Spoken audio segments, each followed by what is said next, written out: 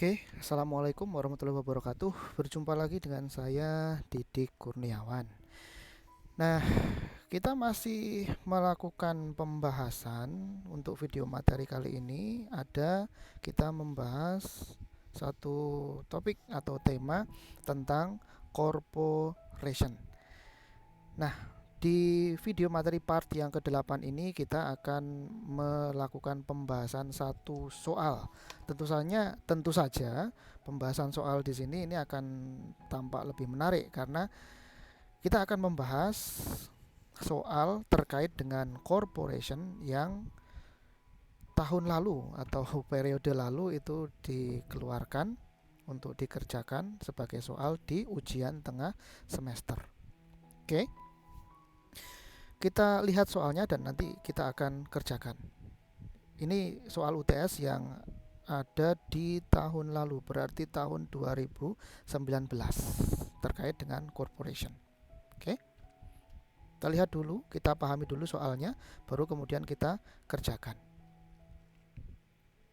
Jadi kita hanya akan membahas soal terkait dengan corporation ya, kita tidak akan bahas soal yang lain di luar topik tentang corporation.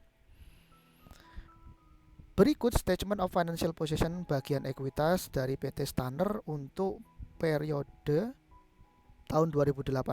Ini posisi untuk tanggal 1 Januari tahun 2018. Perhatikan di sini bahwa yang namanya ekuitas itu kan seperti sudah kita bahas, posisinya ada di neraca. Neraca itu menggunakan specific date, bukan menggunakan period. Maka ini pasti di sini berupa satu tanggal tertentu. Ya, ekuitasnya ini berupa satu tanggal tertentu. Ya, sehingga kalau kita membaca di sini ini ada saldo rupiah, di sini pasti merupakan saldo pada tanggal 1 Januari 2018.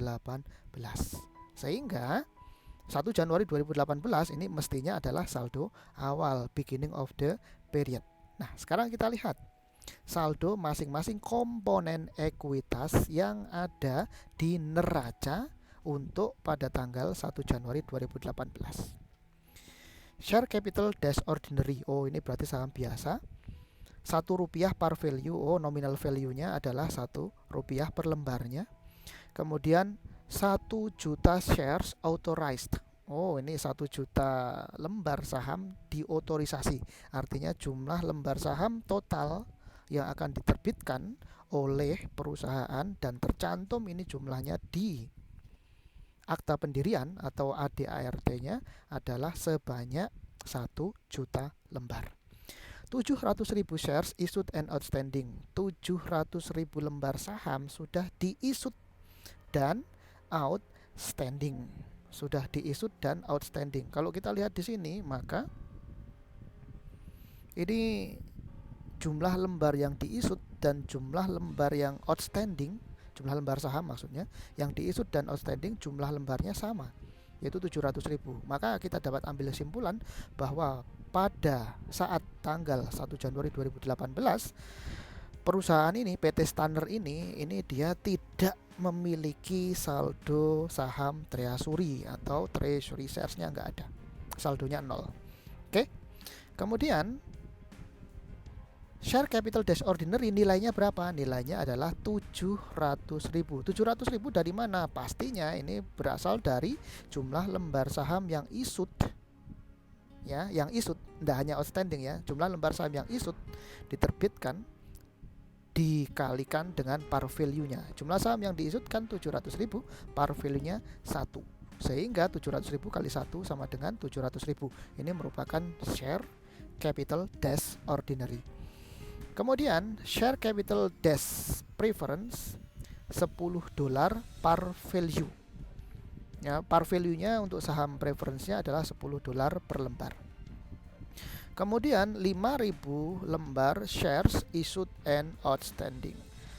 Berarti kita juga tahu di sini bahwa tidak ada saham treasury terkait dengan saham istimewa atau saham preference-nya si PT Standard. Kenapa? Karena 5.000 lembar issued sama dengan 5.000 lembar outstanding.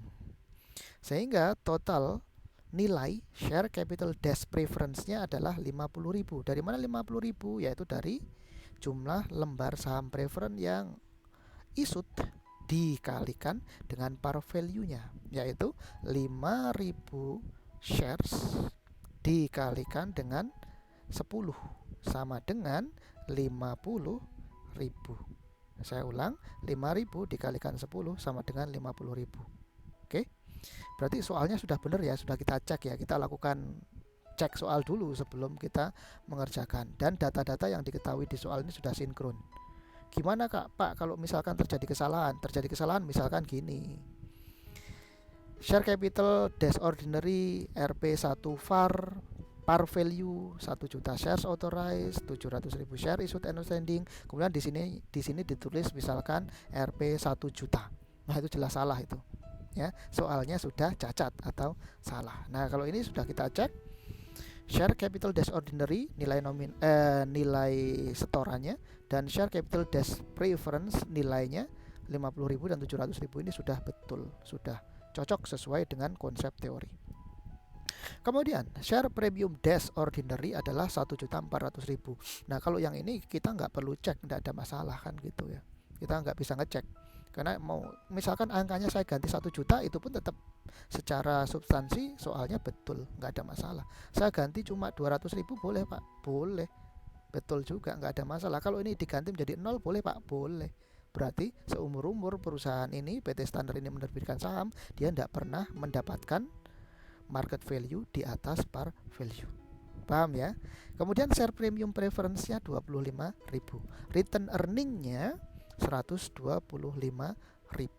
sehingga total equity-nya adalah 2.300.000. Loh Pak, di sini tidak ada ordinary share dividend distributable, tidak ada OSDD. Ya enggak apa-apa. Berarti si perusahaan ini ya itu tidak menerbitkan saham baru dalam rangka share dividen. Atau kalaupun PT Standard ini sudah menerbitkan saham baru dalam rangka share dividen, dan itu sudah didistribusikan saham barunya kepada para pemegang sahamnya. Jadi tidak ada ordinary share dividend distributable. Oke. Nah, sekarang berarti konten soalnya sudah tidak ada masalah ya, sudah betul. Berikut ini adalah transaksi terkait ekuitas selama bulan Desember tahun 2018. Oh, ini transaksi sepanjang bulan Desember 2018, kata si soal. Kemudian kita lihat dulu requirement-nya ya, daripada kita lihat soalnya satu-satu. Requirement-nya adalah yang pertama, buatlah ayat jurnal atas transaksi-transaksi di atas. Oh, kita disuruh membuat jurnal atas 12 transaksi ini. Kemudian jurnal penutup terkait net income dan dividen. Oh, kita disuruh membuat jurnal closing entries terkait dengan net income dan dividen. Kemudian yang berikutnya C, sajikan bagian ekuitas dari statement of financial position per 31 Desember 2018. Oke. Jadi ini kita disuruh menyajikan equity section atas neraca PT Standard untuk tanggal 31 Desember tahun 2018. Kalau saya boleh mengkritisi soal ini, saya sebenarnya kurang sreg dengan di sini kalimat yang ini. Berikut ini adalah transaksi terkait ekuitas selama bulan Desember. Saya tidak setuju dengan di sini ada kata-kata selama bulan Desember. Mestinya bukan selama bulan Desember. Mestinya bukan selama bulan Desember. Kenapa bukan selama bulan Desember? Kalau mau berarti di sini harusnya berikut ini adalah transaksi terkait ekuitas selama tahun 2018. Kenapa di sini harus tahun 2018 bukan bulan Desember 2018? Karena di sini perhatikan saldo tanggal 1 Januari 2018. Kemudian yang diminta di sini adalah saldo 31 Desember 2000. Oke, kemudian yang diminta di sini adalah saldo tanggal 31 Desember tahun 2018. Jadi ini enggak sinkron. Saldo awalnya 1 Januari 2018, yang diminta saldo akhir 31 Desember 2018, kemudian transaksinya loh kok cuma sepanjang bulan Desember. Nah, transaksi bulan Januari sampai dengan November kemana? Ya, transaksi dari bulan Januari sampai dengan November kemana? Harusnya kan itu ngaruh juga dong. Mempengaruhi apa? Mempengaruhi ini. Ya, mempengaruhi ini. Beda kalau kemudian diasumsikan, oh, selama bulan Januari sampai dengan November tidak ada transaksi terkait dengan ekuitas, itu lain soal. Tapi kan nggak ada keterangan itu. Oke ya. Jadi alternatifnya kalau menurut saya ini bukan bulan Desember, melainkan tahun 2018. Atau kalau di sini mau dipertahankan, berikut ini adalah transaksi terkait ekuitas selama bulan Desember tahun 2018. Ini masih tetap dipertahankan bulan Desember 2018 dan ini adalah saldo akhir 31 Desember 2018, maka yang harus diganti adalah yang ini. Ini harus diganti. Berikut statement of financial position bagian ekuitas dari PT Standard per tanggal 1 Desember tahun 2018. Saya ulang, tanggal 1 Desember tahun 2018, sehingga alur ceritanya menjadi runut dan lebih bagus. Oke ya, kira-kira itu terkait dengan soalnya. Nah, berikutnya sekarang kita lanjutkan untuk pengerjaan atau pembahasan soalnya ini satu per satu. Oke, kita mulai mengerjakan sekarang. Nah, sebelum kita mulai mengerjakan, saya sudah membuat formatnya. Di sini ada jurnal. Nanti kita akan menganalisis satu persatu jurnal yang akan kita buat terkait dengan masing-masing soal. Kemudian saya juga sudah membuat T-account untuk beberapa akun yang terlibat atau akun yang termasuk ke dalam bagian dari ekuitas ini. Ada share capital untuk preference, ada share capital untuk ordinary, ada share premium preference, share premium ordinary, kemudian ada treasury shares, kemudian ada share premium treasury, dan ada return earning. Oke. Yang saya masukkan di sini di T-account-nya berarti ini share capital preference 50.000, ini berarti saldo awalnya. Share capital preference 50.000, kemudian share capital ordinary 700.000 sudah saya masukkan juga, ini saldo awalnya.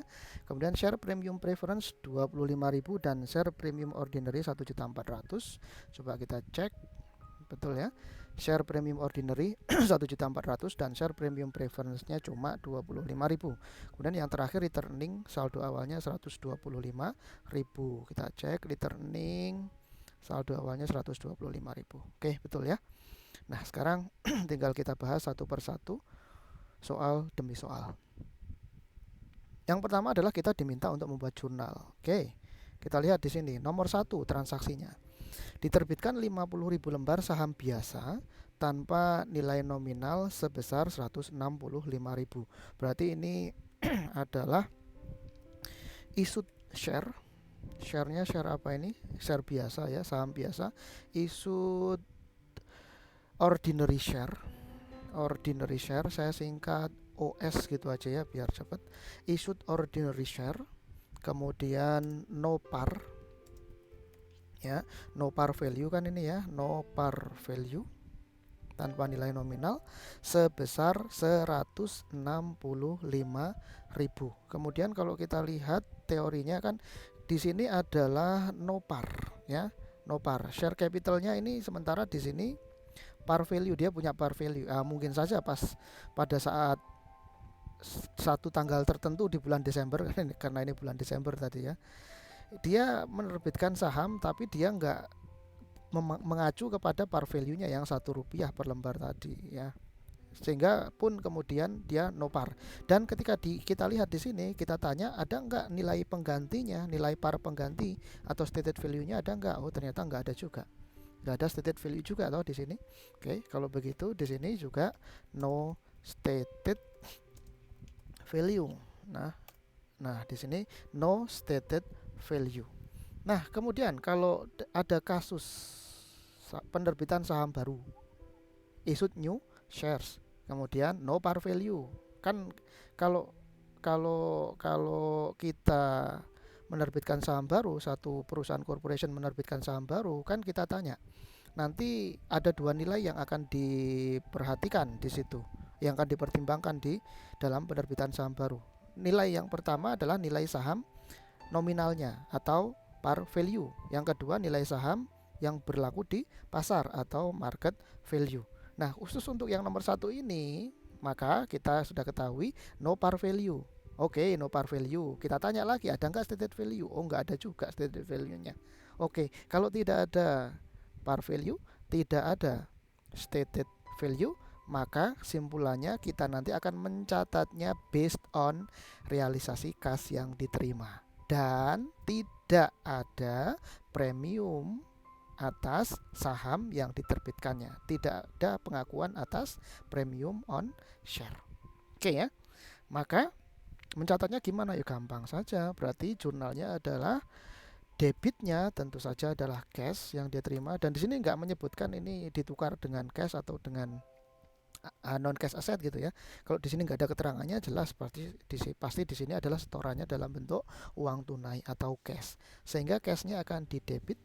Kemudian kreditnya jelas setoran modal atau share capital, dan share capitalnya ini merupakan ordinary share ya, ordinary share atau di sini ordinary ya, ordinary. Oke. Nah, berapa nilainya? Nilainya ini sudah disebutkan di sini. Nilainya adalah sebesar 165.000. Nah, 165.000 ini adalah cash receive tentunya ya, cash yang diterima. Dan ingat bahwasanya kita tidak diperkenankan untuk mengakui adanya premium karena no par, no stated value. Maka di sini langsung kita tulis di debit 165.000 dan di kredit juga 165.000. Oke. Maka share capitalnya bertambah, share capital ordinary bertambah 165.000. Sekarang kita update di account-nya. Di account untuk share capital ordinary. Oh, sudah update di sini ya. Jadi di kredit bertambah 165.000. Nggak ada masalah ya. Oke, itu untuk transaksi nomor 1. Berikutnya sekarang transaksi nomor 2. Transaksi nomor 2, diterbitkan 100.000 lembar saham biasa. Berarti ini kasusnya juga sama, issued ordinary share lagi ya, saham biasa ordinary share, issued ordinary share. Kemudian dengan nilai nominal 1. Oh, ini sebenarnya bukan $1, ini salah nih. Wong di sini aja Rp1 kok. Di sini $1, ngawur. Ya, ini kalau mau komplain, Pak, soalnya salah ya. Ini jelas telak salah ini. Ini telak salah. Kenapa? Kalau yang tadi kan Desember, ini kan mestinya kalau menurut saya tahun 2018. Tapi kesalahannya itu nggak fatal-fatal amat, nggak ada masalah kan gitu. Kalau yang ini jelas fatal. Di sini satuannya rupiah, kok di sini satuannya adalah dolar. Ngawur itu namanya. Oke ya, tapi ya sudah, kita maklumi saja. Yang jelas di sini bukan nominalnya, bukan $1, jomplang banget. Jelas di sini nilai par value-nya Rp1, kok di sini ditulis $1. Ya, ini enggak make sense. Pun kalau misalkan di sini ini maksudnya adalah market value, jelas salah juga. Kenapa? Market value-nya sampai $1 itu 16.500, katakanlah demikian, 16.500 rupiah. Sementara ini par value-nya cuma $1, kok melambung jadi 16.500. Itu terlalu besar, terlalu tidak mungkin gitu ya. Oke, jadi ini Rp1 ya, par value. Berarti ini ada par value atau nominal value atas penerbitan saham barunya ya, yaitu sebesar Rp1. Kemudian apa nih, sebesar 320.000. Sebesar 320.000. Nah, kalau sekarang 320.000 ini pasti nanti ini menunjukkan cash receive ya, cash receive, dan pasti nanti akan ada premium mestinya. Kenapa ada premium? Perhatikan. Share capital dash ordinary-nya kan berarti nanti cuma 100.000 lembar dikalikan Rp1 sama dengan 100.000. Sementara cash receive-nya 320.000, sehingga ada share premium. Oke. Kemudian kita tulis dulu ya. Berarti nomor 2 ini yang diketahui adalah issued ordinary shares. Kemudian par value-nya ada, ada par value. Oke, ada par value. Dan kita sudah analisis singkat tadi. Kita sudah lakukan analisis singkat, pasti ada premium. Ya, pasti ada premiumnya. Oke. Maka jurnalnya adalah cash akan didebit. Kemudian kreditnya adalah share capital dash ordinary. Kemudian kreditnya ada satu lagi berupa share premium. Ya, share premium dash ordinary. Cashnya berapa? Cashnya adalah 320.000. Cashnya 320.000. Kemudian share capital dash ordinary-nya adalah sama dengan jumlah lembar saham yang diterbitkan, yaitu 100.000 sama dengan 100.000. Kita kalikan dengan par value-nya adalah Rp1 sama dengan kita kalikan dengan 1 sehingga hasilnya 100.000. Maka share premiumnya adalah sama dengan 320.000 minus 100.000 sama dengan 220.000. Berapakah market value per lembarnya, Pak? Market value per lembarnya kalau mau dihitung adalah sama dengan 320.000 dibagi 100.000 lembar, ya, dibagi 100.000 lembar sama dengan 3,2, ya, 3,2. Ini market value-nya, Rp3,2 per lembar. Oke, itu nomor 2. Tidak ada masalah ya sejauh ini ya. Berarti yang update di account-nya adalah share capital dash ordinary tambah 100.000. Oh, ini sudah mengupdate share capital ordinary 100.000 bertambah di kredit. Kemudian share premium bertambah 220.000. Share premium bertambah 220.000 berarti di kredit juga di sini ya. Paham ya? Nggak ada masalah, sudah mengupdate. Kemudian sekarang nomor 3. Diterbitkan 50.000 lembar saham biasa. Oke, lagi-lagi issued ordinary share. Kemudian nilai nominal 1. Oh, ada par value-nya. Yang Rp1 per lembar untuk mendapatkan sebidang tanah. Oh, kalau begitu ini non cash asset atau saya singkat NCA, non cash asset. Sebidang tanah yang mempunyai harga pasar yang valid sebesar 170.000. Ada market value of NCA yang valid. Oke, saya tulis begini ya. Jadi ini sekarang kita lihat di sini, ini ada setoran modal dari investor, tapi setoran modalnya tidak berbentuk uang tunai, melainkan berbentuk tanah. Dan di sini di soal ini diberikan informasi bahwa harga pasar atas tanah ini valid. Artinya kalau begitu harga pasar tanahnya ini dapat kita gunakan sebagai dasar acuan penilaian atas penerbitan saham baru. Kenapa? Karena harga pasar atas land atau tanahnya ini sudah sedemikian jelas, clear dan valid. Paham ya? Berarti dasar kita untuk mencatat saham adalah yang ini, nilai sebesar 170.000. Artinya tanah ini akan dinilai sebesar nilai harga pasar yang valid ini, yaitu 170.000. Maka jurnalnya adalah tanahnya berarti bertambah ya, land di debit bertambah. Kemudian di sini yang akan dijadikan acuan penilaian sahamnya adalah 170.000. Kemudian kita lihat yang diterbitkan sahamnya adalah 50.000 lembar. Berarti share capital dash ordinary adalah 50.000 dikalikan 1 sama dengan 50.000. Sementara total tanah yang diterima diakui dinilai sebesar 170.000. Berarti ada premium enggak? Oh jelas ada premium. Wong share capital dash ordinary-nya cuma 50.000, sementara tanahnya kita nilai diterima 170.000. Berarti ada share premium. Oke. Berarti share capital dash ordinary dikredit dan ada share premium dash ordinary dikredit juga. Tanahnya sebesar 170.000. Oke, di debit tanahnya sebesar 170.000. Oke. Kemudian share capital dash ordinary-nya adalah sama dengan tadi 50.000 lembar ya. 50.000 lembar.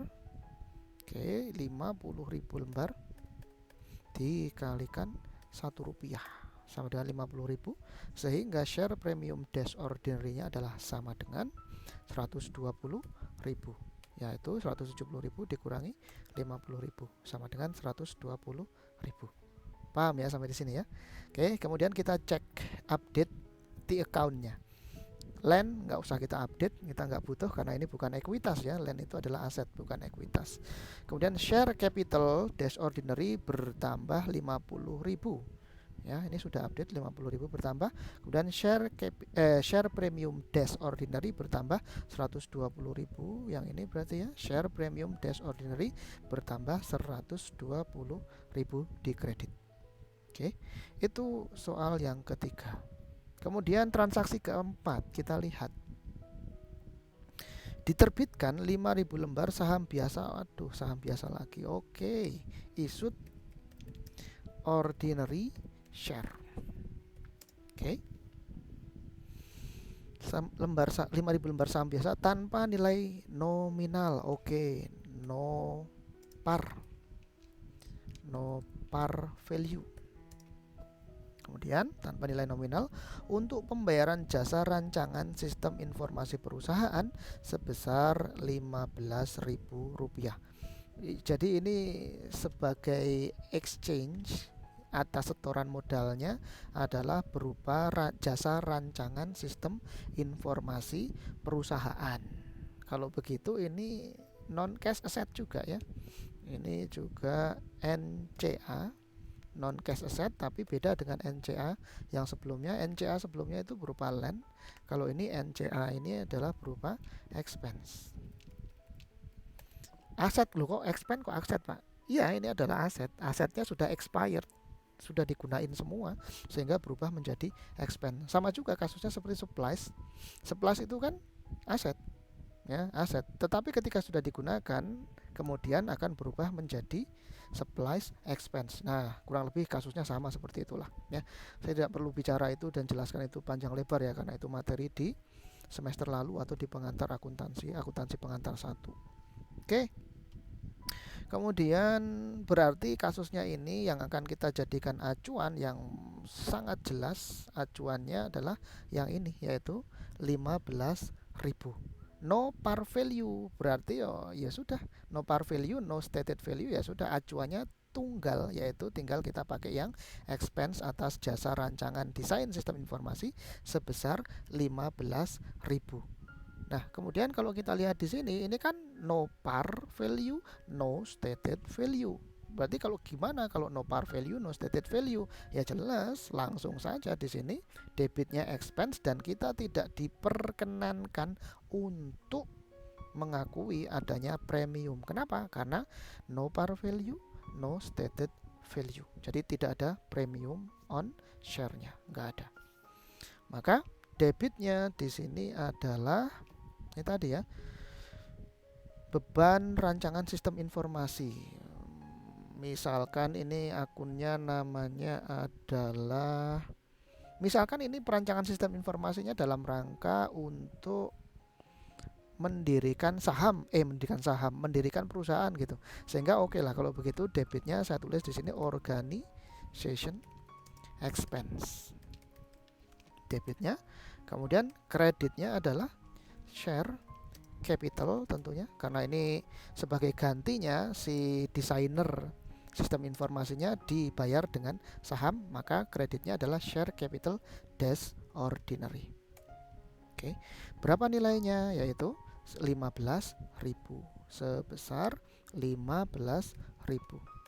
15.000 di debit, kemudian kreditnya juga sama, yaitu 15.000. Oke, organization expense tidak kita buat di accountnya, share capital dash ordinary di accountnya update bertambah 15.000. Share capital dash ordinary bertambah di kredit 15.000. Oke. Berikutnya nomor 5. Ya, kita lihat nomor 5. Dibeli saham treasury sebanyak 30.000 lembar sebesar totalnya 96.000. Oke, berarti ini keterangannya adalah purchase treasury share, saya singkat TS, purchase treasury share.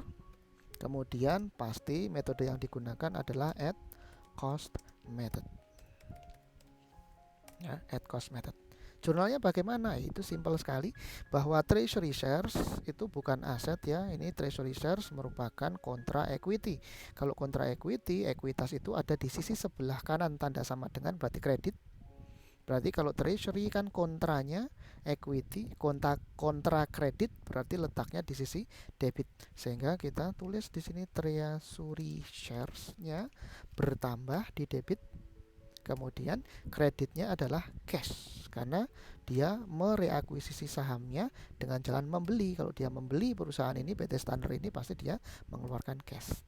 Sebesar berapa cashnya? At cost-nya adalah sebesar 96.000 ya, 96.000. Jadi 96.000 debit, kreditnya juga sama 96.000. Jadi jurnalnya treasury shares pada cash sebesar 96.000. Berarti treasury shares di accountnya harus diupdate bertambah 96.000 ya. Treasury share, nah ini sudah bertambah di debit 96.000. Oke, itu nomor 5. Berikutnya nomor 6. Kita baca. Dijual 20.000 lembar saham treasury sebesar 70.000.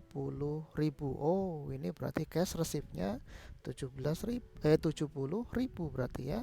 Nomor 6 ini cash receipt-nya 70.000. Jadi saya tulis dulu keterangannya, ini sell treasury share. Ya. Kemudian kalau kita lihat berapa jumlah yang dijual? Oh, 20.000. Total pembelian awalnya kan 30.000 lembar saham treasury-nya. Kemudian dijualnya 20.000 lembar. Kalau begitu dijualnya sebanyak 2/3. Sold 2/3. Ya kan, 20.000 per 30.000 berarti kan 2/3. Yang dijualnya adalah 2/3 portion penjualannya adalah 2/3 ya, 2/3. Nah, kemudian kita buat jurnalnya. Kalau kita menjual saham treasury, berarti di sini kreditnya pasti adalah saham treasury, kan gitu ya, saham treasury. Kemudian kita ngejual, berarti kita dapat cash, berarti di sini debitnya adalah cash. Maka cashnya berapa tadi? Cash yang diperoleh nomor 6. Cash yang diperoleh sebesar 70.000. Oke, cashnya 70.000 di debit. Oke ya, 70.000 di debit. Kemudian treasury shares. Treasury shares-nya berkurang sebesar berapa? Sama dengan, kan terjual 2/3, cost-nya tadi 96.000 ya, sehingga treasury shares-nya berkurang sebesar 2/3 atau 20.000 per 30.000, atau 2/3 tadi ya. 2/3 kita kalikan dengan cost-nya adalah 96.000 sama dengan 64.000 ya, 64.000. Nah, ini kan nggak balance, debitnya 70.000, kreditnya 64.000. Berarti supaya seimbang, berarti di sini pasti ada share premium dash treasury share. ya, atau treasury. Saya tulis lengkap. Share premium dash treasury. Sebesar berapa? Sebesar 70.000 dikurangi 64.000 sama dengan 6.000. Itu nomor 6. Berikutnya nomor 7. Sejauh ini tidak ada masalah ya, tidak ada masalah, semuanya gampang-gampang aja. So far so good, fine. Nothing difficult at all. Kemudian nomor 7, dijual 10.000 lembar saham treasury. Oh, ini sama lah. Berarti saham treasury dijual, tapi sekarang ngejualnya 10.000. Oh, dia awalnya beli 30.000, sudah dijual 20.000 kan, berarti tinggal 10.000. Nah, ini 10.000 dijual. Oh, berarti dijual semuanya sekarang ya. Berarti portion penjualannya adalah sepertiga. Ya, sepertiga. Kemudian maka kalau kita ngejual saham treasury, maka kita dapat duit cash. Kemudian treasury shares-nya akan berkurang di kredit. Kemudian cashnya dapat berapa ini nomor 7? Cashnya dapat 30.000.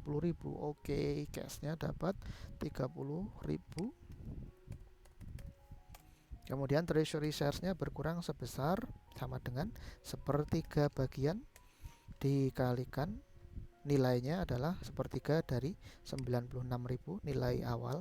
Total nilai awalnya kan 96.000 sama dengan 32.000. Kalau kita lihat begini di sini, oh ternyata kok lebih gede sisi kredit, berarti ini pasti penjualannya quote and quote loss, ada kerugian. Tapi kan kita tidak boleh mengakui adanya gain atau loss dari penjualan treasury shares. Kalau begitu nanti debitnya bukan gain, bukan loss, melainkan share premium dash treasury-nya ini akan di debit. Oke, kalau begitu ini saya pindah dulu ke sini. Oke, sehingga kemudian di sini ada share premium dash treasury yang ini akan di debit sebesar berapa? Sebesar sama dengan 32.000 dikurangi 30.000 sama dengan 2.000. Oke, paham ya? Berarti sekarang treasury shares-nya kita lihat di account-nya berkurang 32.000. Ya, treasury shares-nya berkurang 32.000. Nah, kita update berarti yang ini ya. Yang ini sama dengan berkurang 32.000, berarti dikredit. Oke, sehingga sekarang saldo akhir treasury shares-nya per transaksi nomor 7 ini adalah 0. Jadi dia si PT Standard sudah tidak punya treasury shares lagi. Kemudian share premium treasury-nya di debit berkurang berarti sebesar 2.000. Share premium treasury-nya di debit. Nah, berarti perlu kita update ya. Di debit sebesar 2.000 berarti sama dengan 2.000 yang ini di debit. Sehingga saldo akhir share premium dash treasury-nya adalah 4.000 rupiah. Itu nomor 7 ya, itu nomor 7. Berikutnya nomor 8. Kita lihat nomor 8. Diumumkan dividen dividen tunai sebesar 20.000. Diumumkan dividen tunai sebesar 20.000. Berarti ini declaration date. Cash dividend ya, berarti cash dividend, kasusnya adalah cash dividend. Kemudian fase atau masanya adalah pada saat declaration date ya, declaration date ada jurnalnya enggak Pak? Ada ya. Yang tidak ada jurnalnya adalah pada saat record date. Oke, berarti jurnalnya bagaimana? Nomor 8 ini ya sudah, jurnalnya ada debitnya, kita akui ada beban dividen, tapi bukan dividen expense namanya ya, melainkan cash dividend ya, cash dividend. Oke, cash dividend di debit. Kemudian kreditnya ini merupakan janji utang karena belum dibayar, sehingga kreditnya adalah dividend payable, utang dividen. Sebesar berapa? Sebesar mana nih? 20.000. Oke, berarti debit 20.000 Kreditnya juga sama, yaitu 20.000. Oke, paham ya sampai di sini? Kemudian nggak ada masalah ya. Dividen payable kita punya utang 20.000. Cash dividend tidak perlu dibuat di accountnya ya, nggak usah lah. Berarti cash dividennya ini quote and quote analog, mirip dengan expense dan nanti akan di close ke directly ke return earning. Sekarang nomor 9. Diumumkan dividen saham biasa tanpa nilai nominal sebesar 5%. Oke, berarti ini share dividend. Share dividend. Share dividennya jumlahnya berapa? 5%. Ya, 5% share dividend. Kemudian perhatikan, kalau kita membahas mengenai share dividend, maka ingat ada dua jenis share dividend ya, yaitu large share dividend dan small share dividend. Batasannya adalah 25%. Nah, kita lihat di sini. Ini 5%. Ya, 5%. Share dividennya artinya akan ada saham baru yang diisut oleh PT Standard dan jumlah issuance new share-nya 5%. Kalau 5% berarti kan lebih kecil dari 25%. Sehingga di sini pasti small share dividend. Nah, kemudian kita tahu kalau small share dividend, maka kemudian nanti yang akan dijadikan dasar penilaian atas saham yang diterbitkan tentu adalah market price atau market value yang akan dijadikan dasar. Kenapa? Kok market value atau market price-nya yang dijadikan dasar? Karena ini cuma small, cuma kecil, maka nggak ngefek ke market price, sehingga market price-nya relatif konstan, sehingga ya sudah market price-nya yang kita jadikan acuan sebagai penilaian saham. Kalau begitu nanti konsekuensi berikutnya pasti ada premium on share.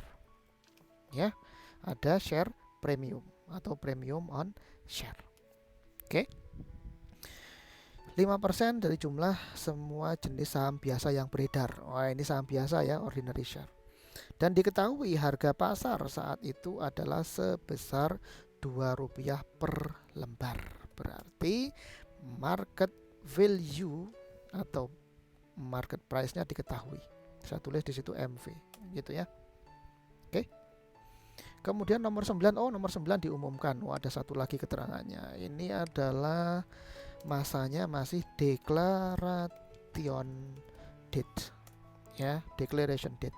Kalau declaration date berarti nanti ada OSDD. Debitnya apa? Debitnya adalah share dividend.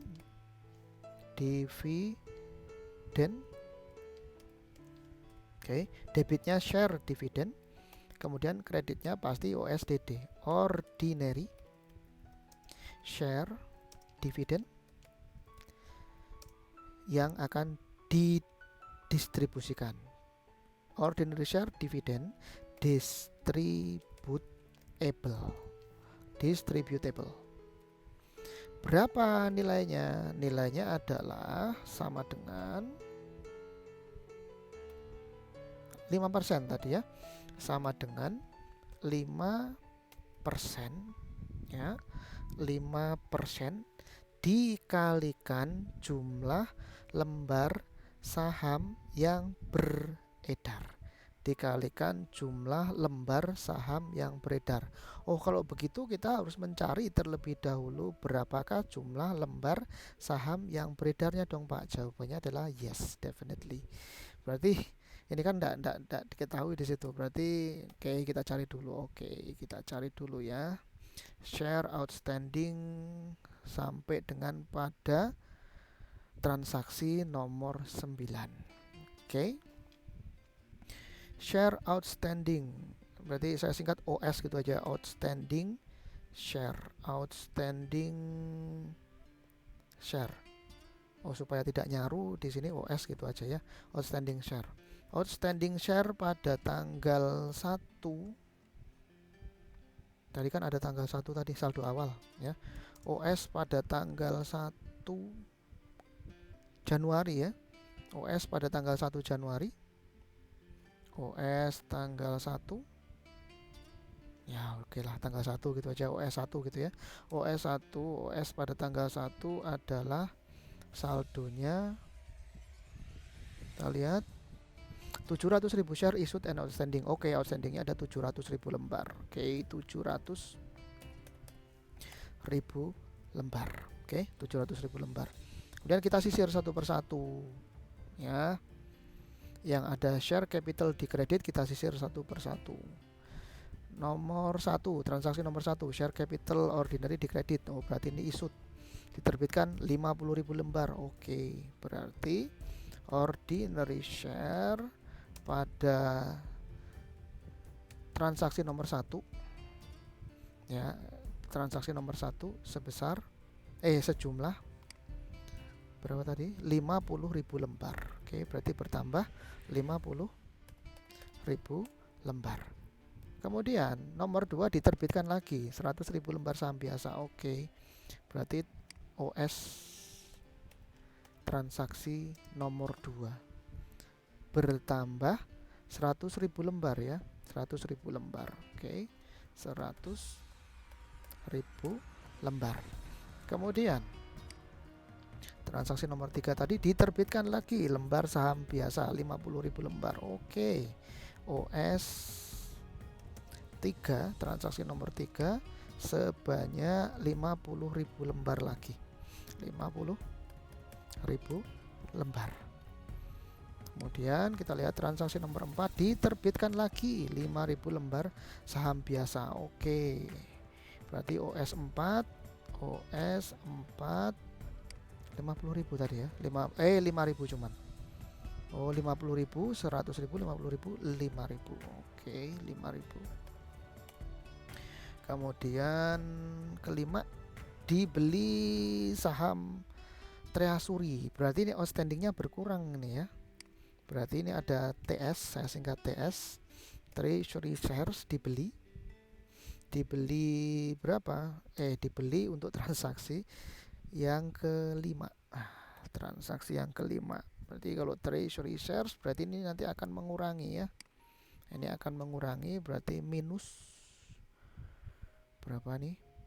Dibeli saham treasury 30.000 lembar. Minus 30.000. Oke, minus 30.000. Kemudian nomor 6 dijual 20.000 lembar saham treasury. Oke, berarti TS 6 dijual. Kalau tadi membeli treasury shares negatif, berarti kalau ngejual treasury shares berarti akan positif berapa? 20.000. Oke, kemudian TS 7 ngejual lagi ya tadi ya kayaknya ya, ngejual lagi sebanyak 10.000 treasury. Berarti dijual berarti plus 10.000. Kemudian transaksi nomor 8 diumumkan cash dividend. Nah, kalau cash dividend kan berarti nggak ada ngaruh ke jumlah lembar saham yang beredar atau outstanding share. Berarti udah habis ya. Udah habis, berarti kita sum up jumlah semua. Jumlahnya adalah berapa nih? 905.000 saham yang saham yang outstanding ya. 905.000 lembar saham outstanding. Berarti ini saya kasih keterangan. Ini adalah outstanding share, outstanding ordinary share ya, outstanding ordinary shares to date sebelum pada saat perusahaan ini, PT Standard ini mau memberikan share dividen, yaitu sebanyak 905.000 lembar shares ya. Oke, sekarang kita sudah tahu jumlah outstanding shares-nya, yaitu sebanyak 905.000 lembar.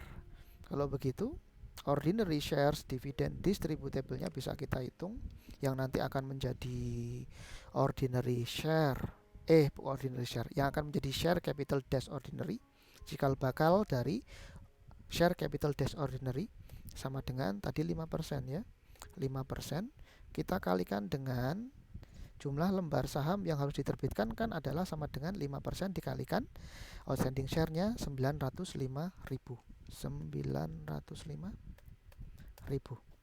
Kalau cuman begini ya, ini namanya bukan jurnal. Kenapa? Karena ini satuannya masih lembar saham. Kan 5% dikalikan 905.000 lembar. Satuannya jelas juga lembar. Nah, yang namanya jurnal itu harus mengandung satuan dalam bentuk mata uang. Supaya mengandung satuan dalam bentuk mata uang, maka di sini pasti berupa angka yang merupakan nilai. Nah, nilai sahamnya berapa? Ya sudah, berarti tinggal kita kalikan lagi nilai sahamnya dengan kita kalikan dengan market value-nya.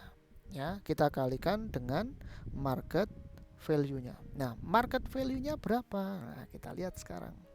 Ya, market value-nya berapa? Market value-nya berapa? Nomor 9 itu. Nomor 9 tadi mana nih? Market value-nya adalah 2 rupiah ya. Market value-nya 2 rupiah. Ya, market value-nya 2 rupiah. Kalau 2 rupiah berarti tinggal kita kalikan 2 aja di sini ya. Kita kalikan 2. Market value-nya kita kalikan 2. Oke?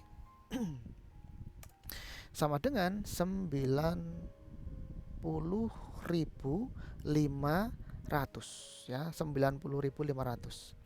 Nah, kemudian ada premium on share-nya atau tidak, Pak? Ini kan small share dividend. Berarti secara logika harusnya ini ada premium on share. Tapi kita lihat lagi soalnya. Kita baca dulu soalnya pelan-pelan ya. Ini semestinya ada share premium atau tidak. Kita baca lagi. Diumumkan dividen saham biasa tanpa nilai nominal.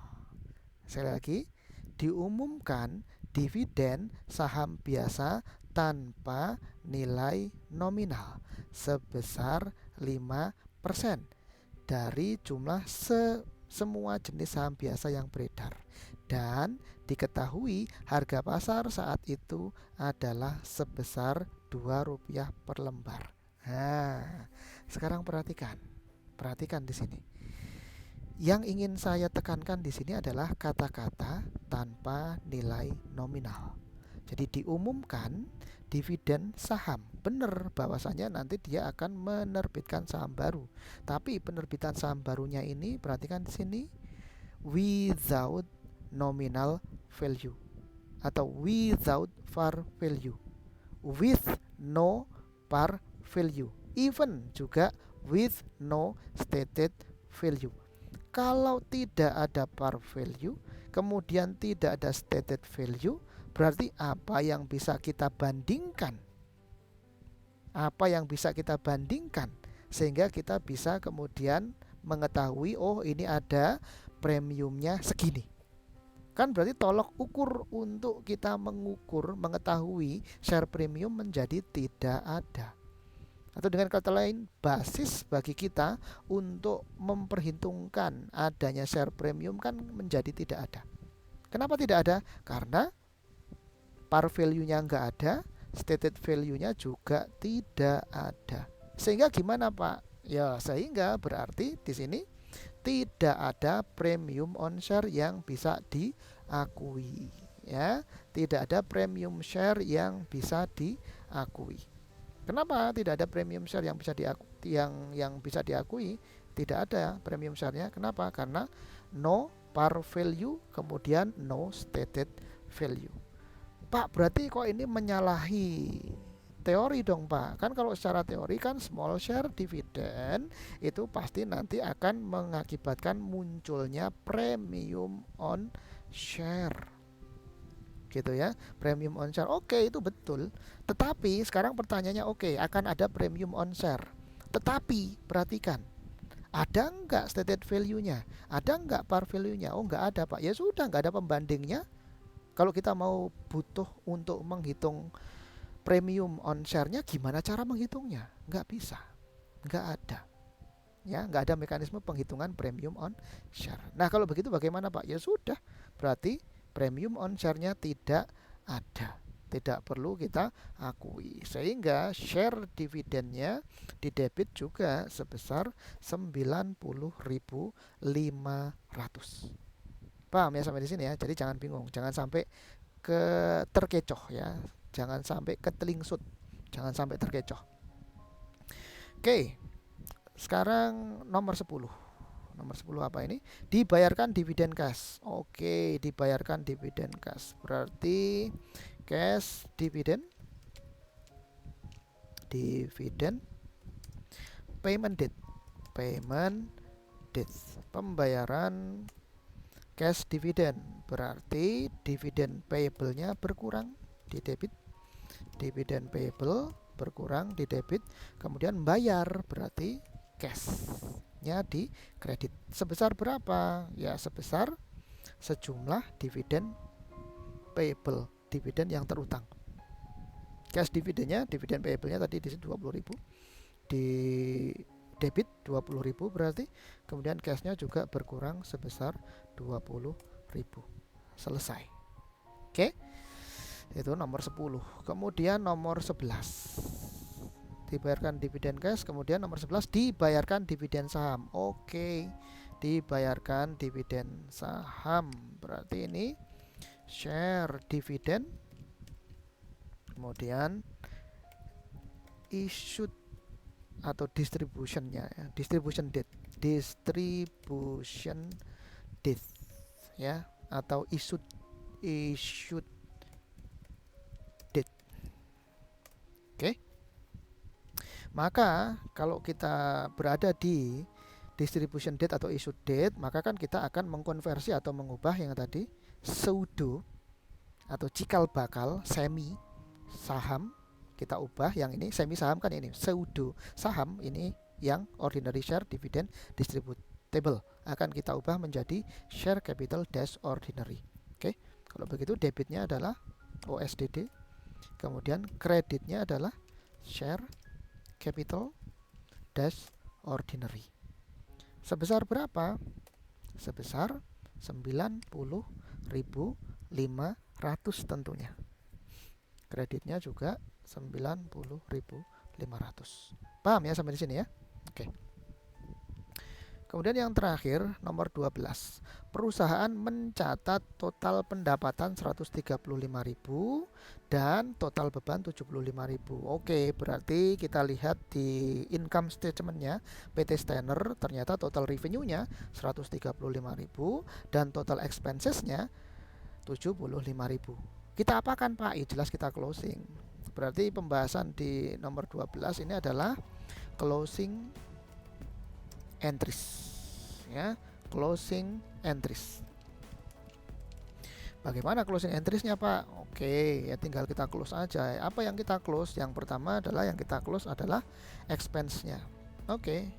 Kita nge-close expense, maka nanti debitnya adalah yang kita close expense atau revenue sama aja sebenarnya ya. Mau bolak-balik yang mana ya sama aja. Oke, kalau misalkan yang pertama kita close itu yang pendapatannya aja dulu deh. Oke. Berarti kita close pendapatannya, berarti pendapatan atau revenues itu kan saldo normalnya kredit. Berarti kalau kita close berarti harus di debit. Berarti revenues. Ya. Revenues-nya akan kita debit. Ngomong-ngomong, berarti ini tadi share capital dash ordinary-nya ini tadi harus kita cek di account-nya ya. Oke, kita cek dulu di account-nya. Share capital dash ordinary akan bertambah 90.500. Mana? Share capital dash ordinary sudah ya, bertambah di sini di kredit 90.500. Oke. Kalau ini kita bagi dua. Oke, closing entries-nya kita bagi dua. Yang pertama closing entries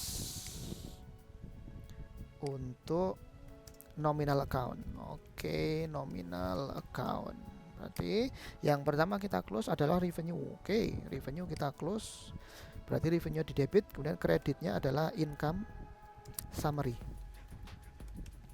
Berapa tadi total revenue-nya? Total revenue-nya adalah 135.000. Oke, 135.000. 135.000 sama dengan 135.000. Berikutnya kita close expense. Kalau kita nge-close expense berarti income summary di debit, kemudian kreditnya adalah expenses. Sebesar berapa? Yaitu sebesar 75.000. Oke, 75.000 di debit, kreditnya juga sama yaitu 75.000. Oke. Kemudian kemudian income summary-nya ini akan kita close juga. Di close kemana? Di close ke return earning. Perhatikan bahwa yang namanya akun yang bernama income summary sepanjang periode hanya muncul sekali saja, yaitu pada tanggal 31 Desember atau at the end of the period. Nggak bisa income summary itu muncul di tengah-tengah periode. Pak, kalau returning bisa Pak muncul di tengah-tengah periode Pak? Oh, bisa sekali. Dalam hal apa returning itu bisa muncul di tengah-tengah periode? Salah satunya relevan dengan pembahasan kita adalah dalam hal ketika ada prior period adjustment. Ada koreksi atas kesalahan periode lalu atau masa lampau yang baru ditemukan di periode saat ini. Nah, itu nanti akan bisa mengundang adanya returning di tengah-tengah periode. Tapi kalau income summary jelas munculnya sekali saja tanggal 31 Desember atau at the end of this period. Oke, kemudian income summary-nya kalau kita lihat ini saldo debit income summary-nya 75.000. Saldo kreditnya income summary-nya 135.000. Berarti saldo ya, masih saldo. Saldo income summary-nya masih berada di kredit, yaitu sebesar 135.000 minus 75.000. Karena income summary-nya di kredit saldonya, kemudian harus kita close juga kan ya, harus kita close, berarti income summary-nya akan di debit. Kemudian kita close ke returning, atau dengan kata lain ini nanti perusahaan ini akan menghasilkan net income atau profit. Maka income summary-nya di debit sebesar sama dengan 135.000 dikurangi 75.000 sama dengan 60.000, maka returning-nya akan bertambah juga sama sebesar 60.000. Paham ya sampai di sini? Ini closing entries untuk nominal account.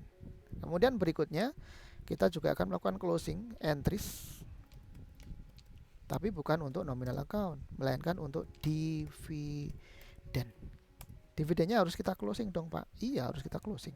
Oh iya, tapi ngomong-ngomong returning di sini kita update ya, berarti bertambah 60.000. Returning bertambah 60.000. Oke, sudah betul bertambah 60.000.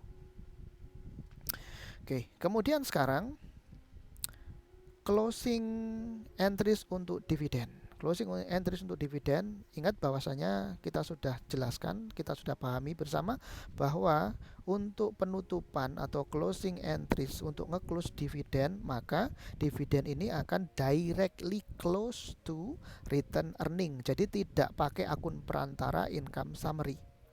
Maka dividennya akan kita close langsung ke returning, maka returningnya akan berkurang.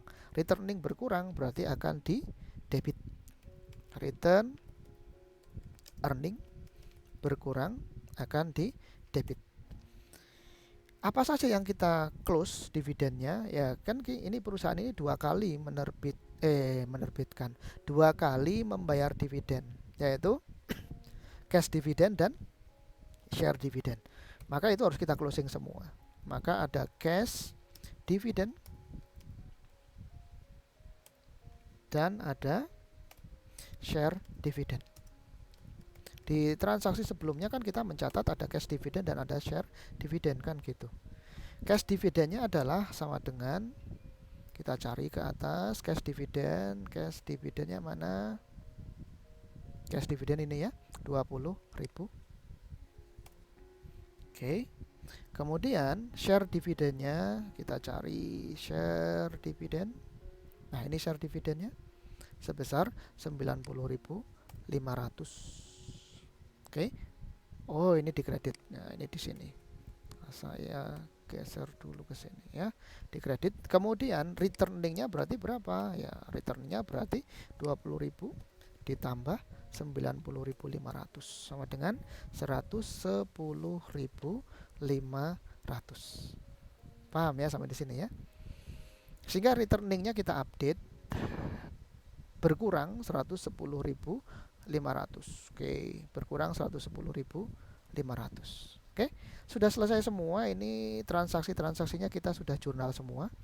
Yang requirement A, buatlah ya jurnal atas transaksi-transaksi di atas. Oke, sudah kita buat semua. Buatlah jurnal penutup. Sebenarnya ini bukan ayat jurnal ya, ini rancu. Kalau di sini yang A ini buatlah ayat jurnal.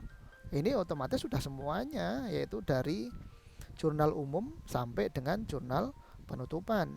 Jurnal penutup sudah kita buat. Dan ini tidak perlu ditulis lagi di sini B, jurnal penutup untuk apa? Kan gitu, karena nomor 12 ini mengharuskan adanya jurnal penutup atau closing entries. Jadi ini saya agak merasa nggak serak dengan soal ini. Pertanyaan yang B ini untuk apa? Nggak perlu dimunculkan gitu loh. Itu hanya apa ya? Nggak ada artinya, nggak ada fungsinya. Kalau mahasiswa atau kalau kita sudah paham, nggak usah ngomong-ngomong jurnal penutup disuruh buat segala. Nomor 12 ini dengan sendirinya udah jurnal penutup, nggak usah diomongin. Paham ya? Jadi terlalu terlalu bagi mahasiswa yang pinter ini ngapain sih ditulis kayak begini, untuk apa? Saya udah tahu ya bahwa nomor 12 ini untuk closing entries. Ini ngapain diperintahkan lagi untuk membuat jurnal penutup? Paham ya? Itu maksud saya seperti itu. Oke. Nah, kemudian berarti berikutnya requirement yang berikutnya yang terakhir adalah sajikan bagian ekuitas dari statement of financial position pada periode per tanggal ya, bukan periode di sini. Per tanggal 31 Desember 2018. Karena neraca itu per specific date, bukan per periode. Oke, maka kita akan membuat bagian ekuitas dari neraca. Di sini sudah saya tulis semua. Ya, equity section of balance sheet-nya akan terdiri dari share capital preference, berarti nggak ada pergerakan ya. Dia si PT Standard ini kan tidak menerbitkan saham baru yang berupa saham istimewa. Nah, jadi dia tidak menerbitkan share preference. Berarti saldo awal sama yaitu 50.000. Kemudian share capital ordinary kita ambilkan dari saldo akhir di T account nanti. Kemudian share premium preference ini enggak ada juga, ini saldo awal masih tetap sama 25.000 kan tidak menerbitkan saham preference. Dan share premium ordinary kita ambilkan dari saldo akhir di T account. Kemudian share premium dash treasury kita ambilkan di saldo akhir. Oh iya, ngomong-ngomong, treasury shares-nya ada enggak? Enggak ada, enggak usah kita tulis. Kenapa? Karena kan tadi sudah nol saldonya. 30.000 dia beli saham treasury, kemudian dia jual kembali 20.000 lembar jualan pertama, kemudian 10.000 lembar jualan kedua, sehingga saldo saham treasury-nya sama dengan 0, nggak perlu ditulis di sini. Akan tetapi share premium treasury-nya masih ada ya. Kemudian returning saldo akhirnya ini nanti dapat kita cek di T account untuk saldo akhir. Nah, sekarang kita cek saldo akhir masing-masing T account. Share capital preference ini sudah langsung menjadi saldo akhir. Saya kuningin yang jadi saldo akhirnya. Kemudian share capital dash ordinary saldo akhirnya yang ini. Saya kuningin 1.120.500, kita cek 1.120.500 sudah betul. Nih, share capital dash ordinary. Oke, 1.120.500. Kemudian share premium preference nggak bergerak ini tadi. Nggak ada penerbitan saham istimewa, berarti tetap saldo awal sama dengan saldo akhir sama dengan saldo awal. Kemudian share premium dash ordinary saldo akhirnya yang ini 1.740.000. Kita cek share premium ordinary apakah 1740. Oh ya, sudah betul 1740.000. Kemudian share premium treasury-nya yang ini saya kuningin 4.000, kita cek 4.000, oh ya sudah betul 4.000. Kemudian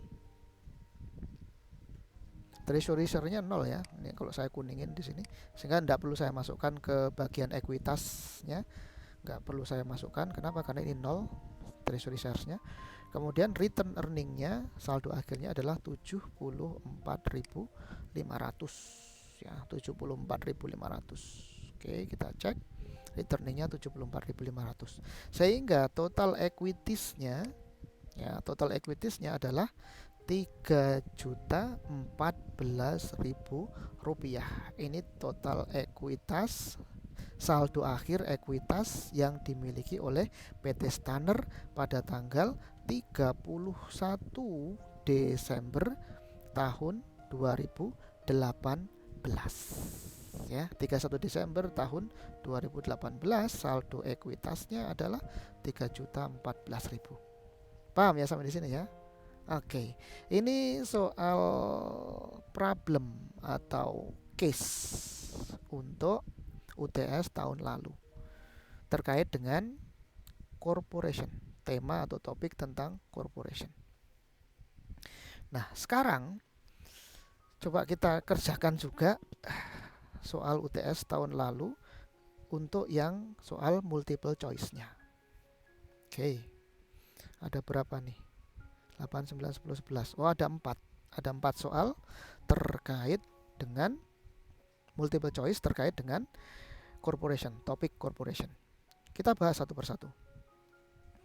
Berikut ini hak yang biasanya melekat pada pemegang saham biasa atau ordinary shareholder. Kecuali, oh ini pengecualian. Oke, kita ditanya mengenai hak yang dimiliki oleh pemegang saham biasa. Oke. Kita analisis alternatifnya. Hak atas perolehan dividen pada jumlah yang sudah ditetapkan di depan. Hak atas perolehan dividen pada jumlah yang sudah ditetapkan di depan. Oke, sekarang kita lihat nih. Kok rasa-rasanya ada yang aneh ya dengan yang opsi A. Kenapa? Perhatikan di sini. Kok ada jumlah dividennya? Jumlahnya sudah ditetapkan di depan. Oh, kita ngeh kan, berarti kan kalau dividen itu jumlahnya sudah fix, konstan, ditetapkan di awal atau di depan, itu hanya berlaku untuk dividen bagi preference shares, atau itu hanya berlaku untuk dividen yang dibayarkan kepada para pemegang saham istimewa, bukan untuk pemegang saham biasa. Wah, kalau begitu, nah ini salah ini. Ya, salah. Ini adalah diperuntukkan untuk pemegang saham istimewa yang A ini. Sehingga ini kan kata-katanya kecuali. Maka yang A inilah jawaban untuk nomor 8. Oke ya.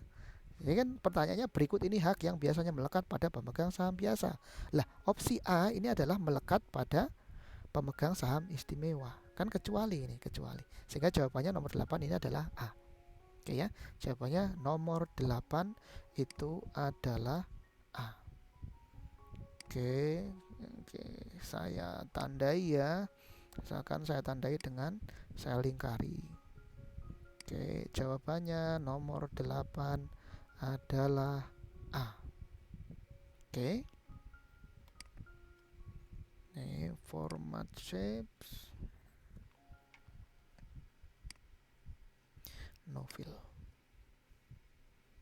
Line-nya solid line warna merah tua. Oke.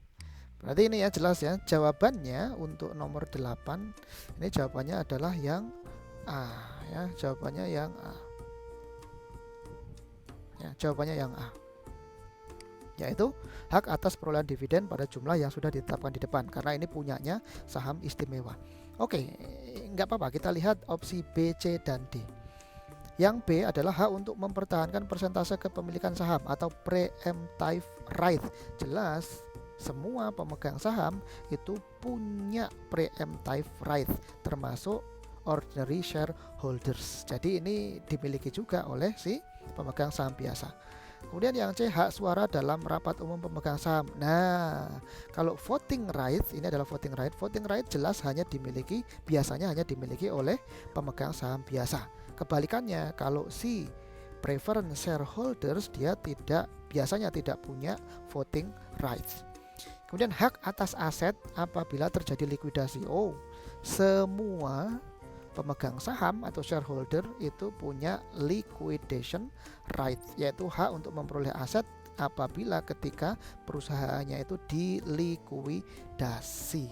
Hanya saja kalau pemegang saham istimewa itu memiliki hak mendahulu, hak mendapatkan bagian hak untuk mendahului aset likuidasiannya.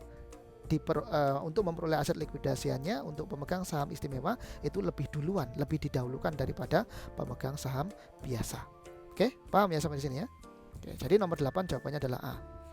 Kemudian nomor 9. Pernyataan yang tidak benar terkait treasury shares adalah, kita disuruh melakukan analisis pernyataan yang salah terkait dengan treasury shares. Oke. Pembelian treasury shares akan menurunkan equity.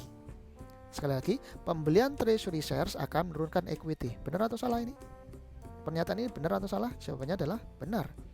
Kenapa benar? Karena pembelian treasury shares itu kan merupakan kontra account dari equity.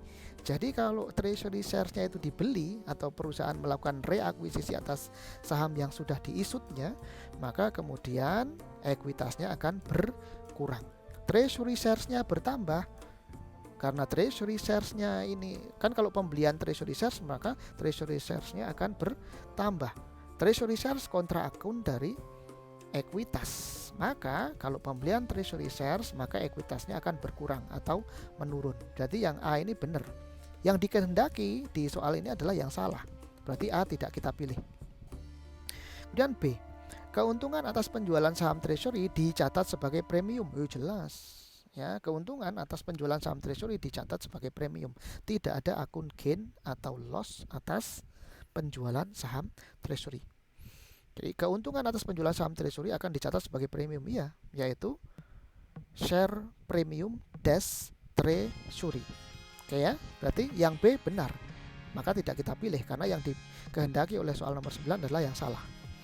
Kemudian yang C, penjualan treasury shares dengan harga lebih rendah daripada harga belinya atau cost-nya boleh dicatat sebagai loss. Jelas salah ini. Kan tadi sudah saya sebut bahwasanya disposal of treasury shares via penjualan saham treasury tidak akan mengakui adanya gain atau loss. Berarti jelas ini yang C ini kan salah, dan ini yang dikehendaki oleh pertanyaan nomor 9. Maka jelas jawabannya, mana nih?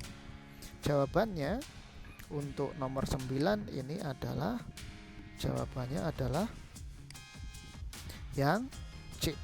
Ya, jawabannya yang C. Ini jawaban nomor 9. Oke. Jawaban nomor 9 adalah yang C. Bagaimana dengan yang D, Pak? Yang D ini jelas benar ini. Kita lihat yang D. Penjualan treasury share pasti mengakibatkan equity-nya menjadi lebih besar. Loh iya. Kan kalau penjualan treasury share berarti treasury shares-nya akan menjadi dikredit. Ingat bahwasanya treasury shares itu kontra akun dari returning. Treasury share dikredit itu artinya treasury share-nya berkurang. Treasury shares-nya berkurang, maka equity-nya akan bertambah menjadi lebih besar karena kontra akun kan. Treasury share itu kontra akun dari ekuitas. Oke, paham sampai di sini ya? Sehingga nomor 9 jawabannya yang C. Berikutnya nomor 10. Pernyataan yang benar terkait dengan share dividend. Nomor 10, pernyataan yang benar terkait share dividend. Oke. Sekarang nomor 10 kita disuruh mencari yang benar. Oke ya. Yang A, share dividend yang belum dibagikan merupakan liability. Share dividend yang belum dibagikan merupakan liability. Oke. Nah, Ini agak ambigu ini. Kalau cash dividend yang belum dibayarkan, jelas itu merupakan dividen payable, dan dividen payable itu merupakan liability. Tapi kalau share dividen yang belum dibagikan, apakah merupakan liability? Ya, apakah merupakan liability? Jawabannya adalah tidak. Semestinya ini bukan merupakan liability. Ya. Ordinary share dividend distributable, ya, ordinary share dividend distributable itu bukan merupakan liability. OSDD, ordinary share dividend distributable, itu merupakan bagian dari ekuitas dan akan menambah ekuitas. Kan gitu tadi teorinya. Kan gitu. Lupa, tapi kok di sini ditulis share dividend yang belum dibagikan merupakan liability. Ini harusnya salah. Ya, salah. Ya, salah. Kalau salah berarti tidak dikehendaki oleh si soal, karena si soal ini yang dikehendaki adalah yang benar. Oke. Jadi fix ya, kita tidak pilih yang A. Kenapa? Karena yang A ini mengatakan share dividend yang belum dibagikan merupakan liability. Ya, jelas bukan. Karena ordinary share dividend distributable itu adalah ekuitas, bukan liability. Paham ya? Enggak kita pilih yang A. Karena yang dikehendaki oleh si soal ini adalah yang benar. Karena yang A ini salah. Kemudian pernyataan yang B. Share dividend yang belum dibagikan merupakan kontra equity account. Loh, ordinary share dividend distributable itu adalah pseudo dari saham. Kalau dia pseudo dari saham, jelas dia akan menambah ekuitas. Jadi keliru apabila dikatakan share dividend yang belum dibagikan merupakan kontra equity account. Jelas salah. Kontra equity account itu bukan OSDD. Yang merupakan kontra equity account itu adalah treasury shares, ya, treasury shares. Sehingga yang B ini pernyataannya salah, sehingga kita tidak pilih. Kemudian yang C. Share dividend tidak mengurangi return earning. Share dividend tidak mengurangi return earning. Nah, pertanyaannya adalah share dividend itu ngurangin return earning atau enggak sih? Jawabannya adalah ya jelas mengurangi. Share dividend itu akan mengurangi return earning. Yang namanya dividen itu pasti akan mengurangi return earning. Kan tadi di soal sebelumnya ini kan sudah kita lakukan closing atas dividen, share dividen utamanya. Nah, perhatikan di sini, share dividend ketika di closing ini akan mengurangi return earning. Ya, akan mengurangi return earning. Berarti jelas pernyataan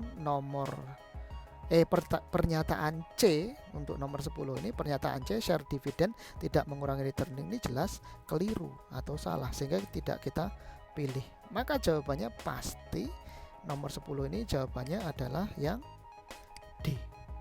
Loh Pak, kok tahu Pak? Bapak belum baca ini. Yang D kan, pernyataan yang D kan belum kita baca Pak.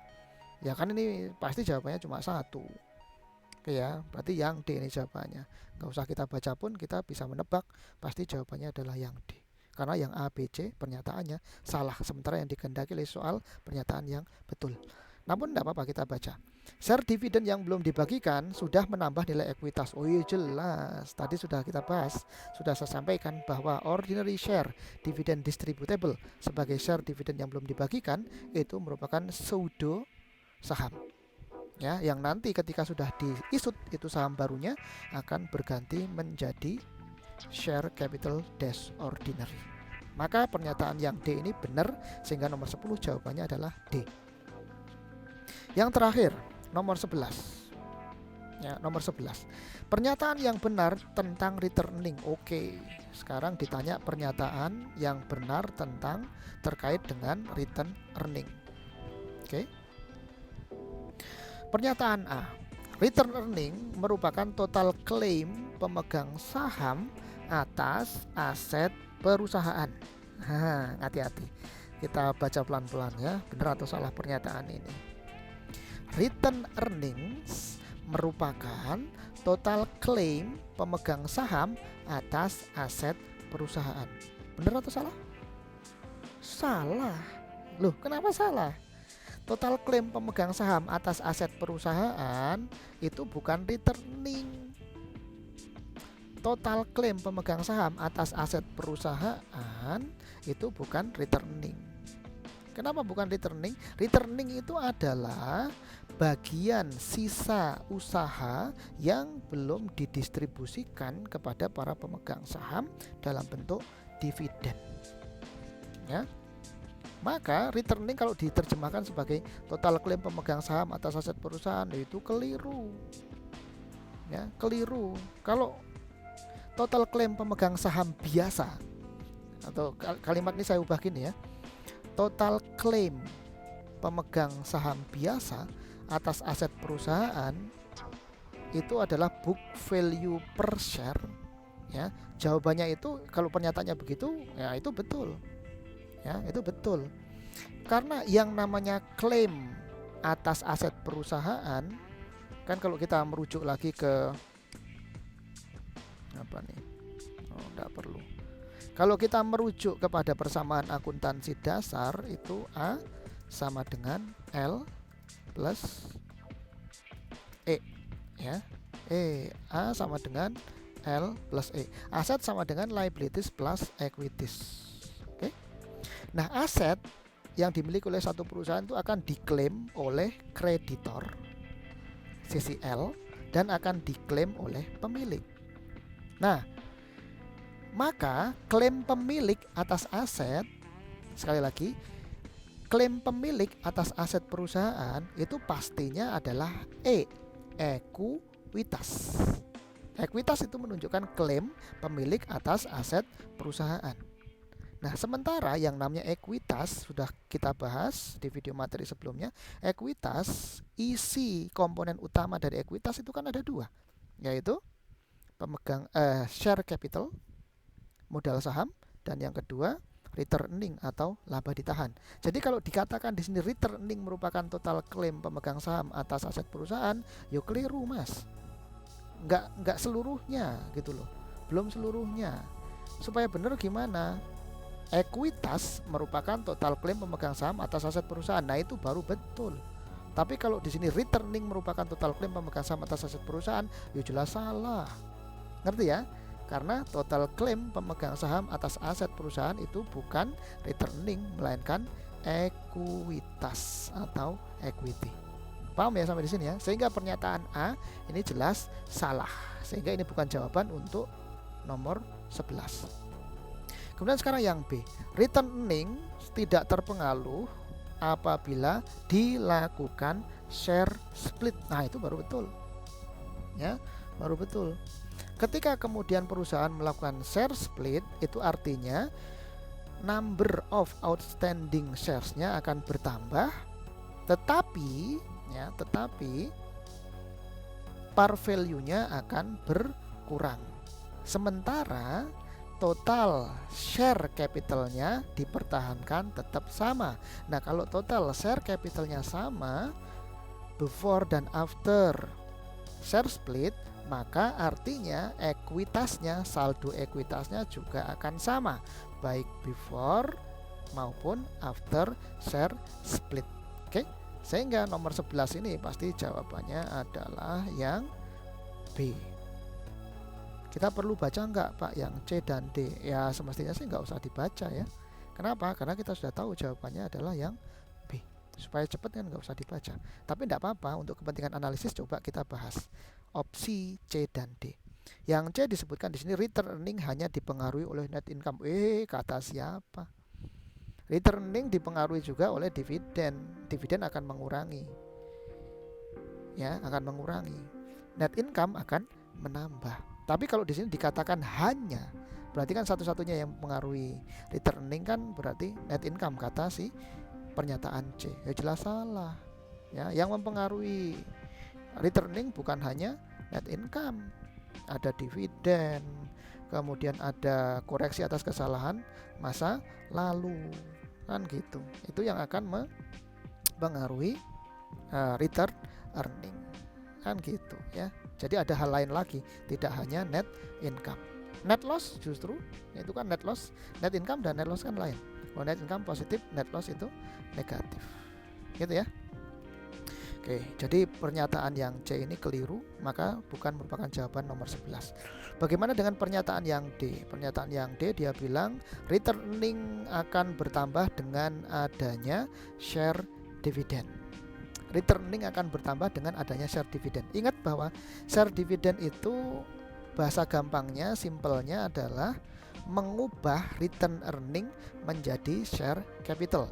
Jadi returningnya akan diubah sebagian, dikonversi sebagian, returningnya dikonversi menjadi share capital dash ordinary.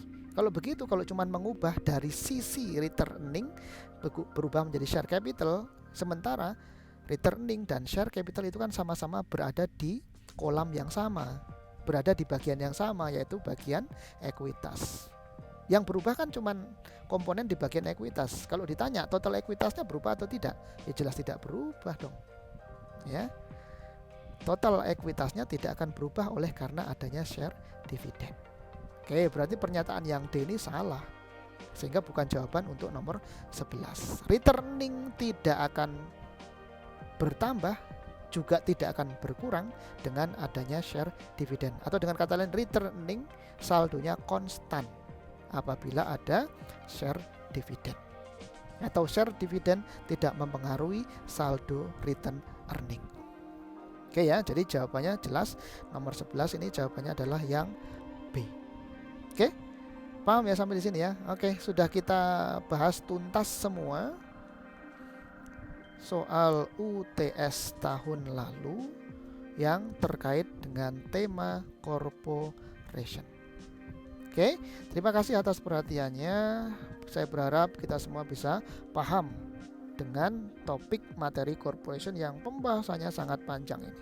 Oke, terima kasih. Assalamualaikum warahmatullahi wabarakatuh.